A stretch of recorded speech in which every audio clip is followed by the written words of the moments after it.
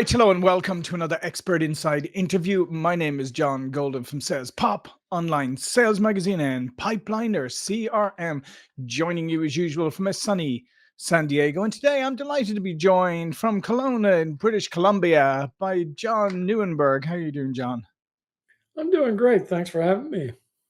Yeah, and John has over the last 20 years worked with more 400 clients. He believes the ultimate purposes of small businesses is to give its owner the life they want. So you're a coach, you coach businesses, you help them build the businesses that allow them to live the life that they want, as you said.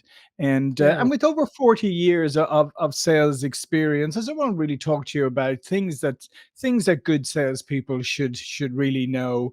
Um, but from your own career, like 40 years is a long time, right? Um, what was a lot of people, number one, start off in sales maybe by default or something. It's not really what they chose. It's the only job they could get. So sometimes people don't really mentally commit to the job. But well, did you at the beginning want to be a salesperson, or was there a moment when you said, yes, this is the job I want to do, and because I learned how to transition to serving as opposed to pushing? I started business career in national menswear retailer in Canada. It's kind of like Men's Warehouse. It's kind of Mhm. roughly comparable if you want a US Right. equivalent. I was a sales guy in a store in Winnipeg, and frankly, in the beginning, I wasn't very good at it. I thought I had an outgoing personality and I'd be able to work it out. But I was very blessed to work at Tip Top in that they invested heavily in training, and so I was blessed to get a lot of training over the years that I was there and selling. And I bet I've gone, I don't know, at least five, and I might even push it to 10 different kinds of sales training. So Mhm. um, Yeah. at some point, I couldn't help but get better at it. Yeah, yeah. And you talk about selling is leadership, and that's an interesting concept. So could you explain that in more detail? So we, especially in professional services, we're Hmm. selling something that our prospect, our buyer, doesn't really understand Yeah. how to think about, how to evaluate, what to measure, what value looks like. And so we, in that situation, lead a conversation to help that person work out what value means to them and ultimately to help them make a decision that's in their best interest. And so, in that way, I think of selling as leadership. In a way, it's a little like the analogy I sometimes like to use is, the actors are what the play is about, but it's being led by the director. The symphony is about, all of the instruments and the Right. players, but it's being led by the conductor. And so, in a Mhm. loose way, that's a metaphor of how I think about selling. Yeah, and like you said, I mean, particularly when you're selling what's an intangible, it's very, very important that you're able to, that you're able to lead, that you're able to kind of draw a picture for the prospect or client, so they understand where you're going with it. And when you mentor small business on business owners, right? A lot of times people start a business because they're passionate about that, or they want to be an entrepreneur or whatever. They don't necessarily want to be a salesperson, right? And but yet that's like almost 110% of their job at the end of the day, like literally. But how do you help them transition from going it's a necessary evil to something that I embrace? Well, it particularly starts with mindset. So, Hmm. in one of the first or second meetings, I ask my new client, "Hey, what's the first three words that come to mind for you when I say the word salesperson?" And Hmm. at least half the time or more, the connotations are negative. They're Yeah. pushy, salesy, Hmm. not honest. And so, if you hold that self belief to be true, then when you're out selling, and as you say, if you're a business owner, you're selling every day. Some part of your subconscious is saying, "I don't like who I'm being in this moment," Hmm. and that's going to invariably handicap or uh, Yeah. diminish your ability to be a salesperson. So the first thing that has to happen is, what would you have to believe to be true? What would you have to think is accurate so that you'd feel good about being a salesperson. And so Yeah. it's really a shift in mindset. And then there's skills involved for sure, and language and communication. But if you can't get the mindset right, you'll never be a good salesperson.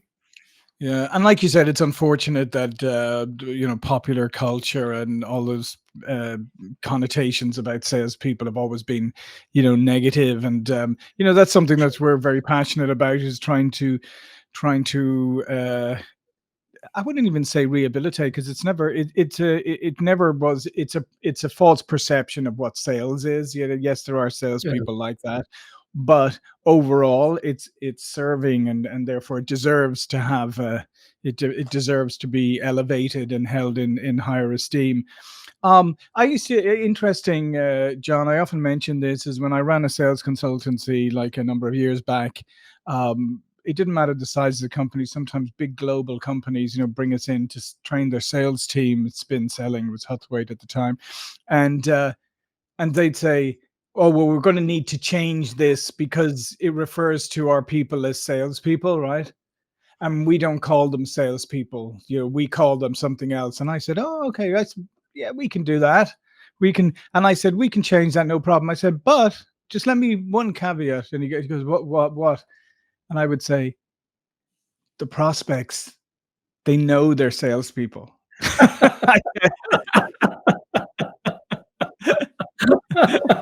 That's a nice irony and paradox, isn't it? It's like you Uh, can call them whatever you want, but your prospects will think of them as Yeah, salespeople. exactly, exactly. So how much can you overcome this kind of trust gap or whatever by being very transparent in everything you do? What is trust? Trust is a capacity to be able to forecast how you're going to behave in any given situation. And so Hmm. trust really then becomes, first of all, telling a bit about your own history, your own story, your your connectedness, um, because people only want to do business with people they know, like, and trust, right? Hmm. And so, in any given selling situation, nobody is going to buy from anyone where where know, like, and trust is absent. So there's a lot of different ways that you can do that. You can be the gregarious kind of guy. You can be quite shy and stoic even. Um, and so there's multiple ways that you can earn trust, but the bottom line is trust is Hmm. the foundation of what starts a sales relationship. Yeah, and as I always say, hard to establish, easy to lose. That's why being consistent is really important. Yeah. Warren Buffett says it takes a lifetime to earn and a minute to lose it. Mm. Yeah, exactly, exactly. Uh, you also mentioned you also in some of your writing and in your blog writing, and that you mentioned there's 5 questions that prospects have. Can Yeah. you touch on that for me? Yeah. So when a prospect comes to a meeting, they've got 5 things on their mind. So first of all, they're thinking, who are you? Can I trust you? Do I know, Hmm. like, and trust you? And there's no point going anywhere in the conversation unless you establish that first. And then secondly is, well, what can the company help me? Is there something on offer here? Is the company trustworthy? Do they have a process? And then can you help me with a problem that I have? Question number 3, I need a solution for something. Hmm. Something's a problem. Something is getting in the way of the results I'm looking for. And whatever it is you have, can you help me with that? And then, of course, uh, fourth on the mind is, how much is it? How much is Hmm. it? Is it worth it? Is what you're asking equal to the value that it creates? And then, of course, the fifth thing is, when do I have to decide? Right. What's the decision tree? And so, a sales conversation ought to be structured with those 5 things in mind in that order. Hmm. You could get And then how often do you see people like skip over some of them or fail to address them because they're so kind of consumed in what they're saying? yeah. So that's the thing about leadership. The person leading a conversation is the one asking questions. Hmm. And that's the hard thing for many salespeople to understand. You can direct lead the conversation and through the questions you ask. And as a result, you get to listen. Get to listen. Hmm. And so if you're telling, you're not selling. Hmm. The, um, and so I'd encourage salespeople to have a script or a sales conversation that's designed to ask questions. Ultimately, because when you do, especially in a service business, when you do, Hmm. your prospect will tell you what is valuable to them, what Yeah. currently they're unhappy about, or what they're trying to solve, what a future state of what it would look like if it was solved. And when they tell you that, and then you can match what you do to what they're looking for some help with, well, then of course they'll want to say yes to you. Yeah. And obviously the flip side of asking good questions is the ability to listen and understand and validate and dig deeper. Yeah. And so that's an important thing is that not only do you have to listen, but you have to be seen to be listening. So Hmm. rapport or echoing or mirroring or whatever it is you do to make sure that your prospect feels heard, and to the extent that they do, they're quite willing to open up to an Hmm. amazing degree often. They'll often tell you very private, personal things if they feel like they can, well, first of all, have your trust, have your confidence, and that you're willing to meet them where they're at. Yeah, absolutely, absolutely. Uh, and uh, and part of that is, as I said again, is you said the active listening and showing that you're listening, therefore making sure that you're not glancing at your phone, you're not, you know, Yeah, daydreaming or whatever, that you're focused, that you're disciplined enough to be focused on that person sure. or group of people for that period of time. Just to go a little sideways on that, so many meetings that we now have are on Zoom. And what happens then is the camera is displaced from what you're looking at. So the camera's Hmm. up here on your monitor and you're Hmm. looking at that person. And so one of the things I've done to address that is I'm looking at you through a teleprompter, Hmm. which is why my audience would feel like I'm looking at them directly in their eyes, so to speak. And so even in a world today where we're in a virtual world, it pays to set up to invest in a system that allows you to make eye to eye contact. That you aren't, the iPads are even worse because in an iPad you're looking to the side, and that really is off putting. Yeah. It really is, and also, and like people are acutely aware, because they can tell if you're suddenly like this, or Hmm. that you're no longer, you're no longer paying attention to them. Sure. You also, this one I really like as well, is you also advocate for imperfect action beats perfect plans, and I think this is so important because too many people get caught in that so-called perfectionism trap. But perfectionism, at the end of the day, it's unattainable. Therefore, it really becomes an unwillingness to take action. And I think that's what at the root of a lot of if you always have, if you never have something perfect, you are never going to have to actually put it out there. You're never going to be wrong, right? So it's a kind of an avoidance mechanism. It totally is. It's procrastination. Hmm. It's a form of fear. It's not perfect, so I can't get started, which is, Hmm. something we tell ourselves because perfectionism acts in a way to keep us integrity. We Hmm. as humans are wired to be in integrity, and if it's not perfect, well, then I have a perfect excuse not to move forward. But what I often like to say to people is when you start, no matter what you start with, it won't be perfect. It Hmm. can't be Yep. perfect because you'll only be able to get to perfect or close to perfect if you start to get some feedback, to get some experience, some real world uh, test drive, so to speak. Uh, and so give yourself license to be wrong to begin with. Or another way that I often think about this is if you have 100 prospects on your list, don't start with the best prospect. Start with the 90th best prospect on your list of 100 and feel free to make all kinds of mistakes. Hmm. They're the worst anyway. So when you get to the really good qualified prospects, well, now you've had the benefit of experience. You've gone for some test drives. You've done some, in effect, role plays. And now you can feel much more confident that when you're meeting with your best prospect, that you're able to put your best foot forward. Hmm. No, it's great advice. And then the another fascinating element is that is the contrast or the balance rather between ego and empathy, and how you, because you need both, but how you can keep them in check. Yeah, there's a great book called How to Hire and Train Your Next Best Performer. I think the author's name is Weinstein. And he says there's 5 qualities of great salespeople, but I only remember 2. And the 2 Mhm. that I think are most important is empathy and ego drive. Um, and so empathy, of course, is the ability to understand where the other person's coming from, for them to feel like you're getting them. Mhm. And ego drive sometimes has a bit of a negative connotation, but what I mean is competitiveness, persistence, resilience, that package of things. And so let me tease you, if I might, John, if you have a salesperson with high ego drive and low empathy, what kind of salesperson is that? High ego, low empathy. Oh, it's probably one of those really loud ones who doesn't sell very much. Exactly. What about high empathy and low ego drive? High Somebody who empathy, really, really understands and really empathizes with the customer, but doesn't sell them anything either. the one with the one with hungry kids. And so Yeah.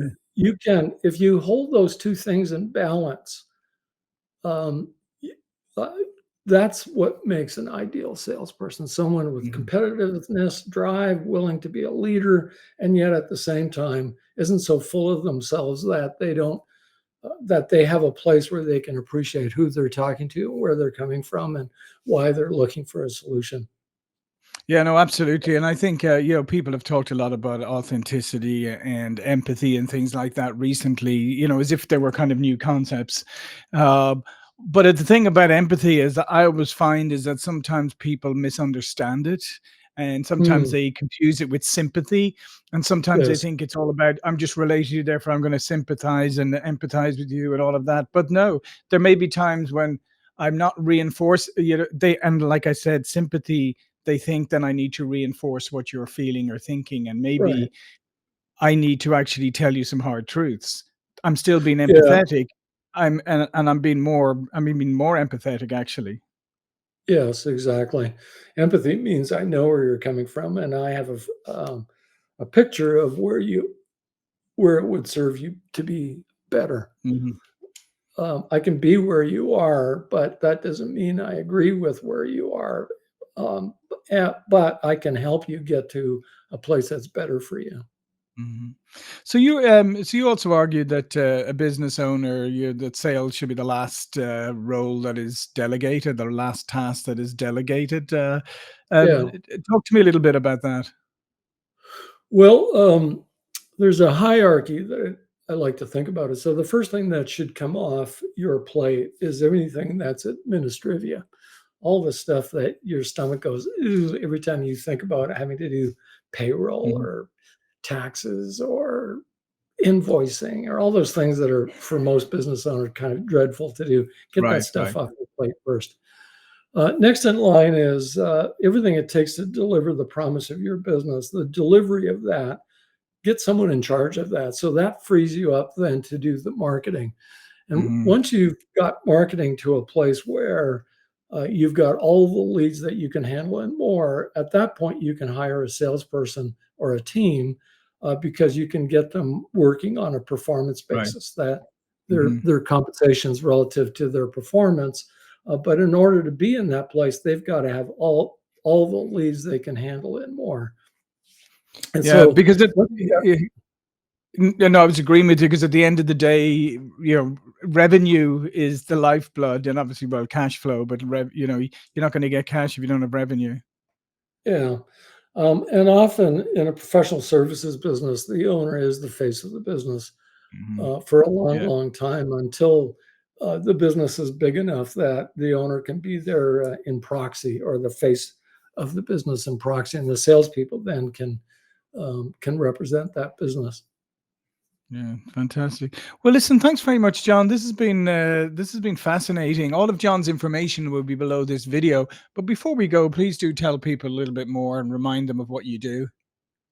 Well, I'm a business coach. I work with small business owners that are typically in trades or professions. So trades, electricians and plumbers and that kind of thing. They're lawyers, accountants, health practitioners.